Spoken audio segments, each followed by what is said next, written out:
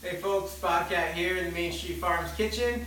Today I want to talk to you guys about two things. One is pantry supplies and two is exit strategies. So two things that I always have in my pantry at all times. There's olive oil or some sort of cooking oil and beans. I like to stock up on beans because I think they're a great source of protein and they're non-perishable. So I just go to the store and buy a bunch of beans all at once and we're good to go. Exit strategies, we're talking particularly about greens today, cooking greens, not your lettuces, but we're talking about kale, chard, cabbage, mustard greens, bok choy, all that good stuff, even spinach, any greens that you could cook with, you can substitute in this meal, and we're going to talk about greens and beans today. Very similar to Utica greens is the popular one. I just call it greens and beans because I use any of the greens I mentioned, any types of beans, kidney, pinto, I like black beans. First step, get some garlic. You just take 2 or 3 cloves, chop the end off, smash it, peel it, chop it up finely. Onion, yeah, I like a lot of onion. You could do half an onion if you want.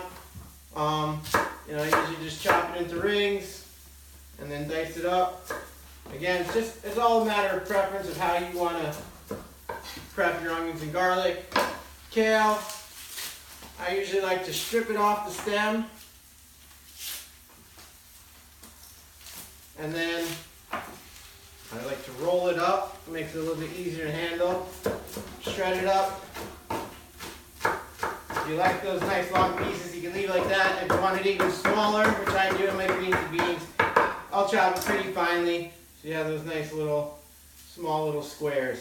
So we're going to do, and then salt and pepper, other main ingredients in the pantry. We're going to do a little movie magic and come over here.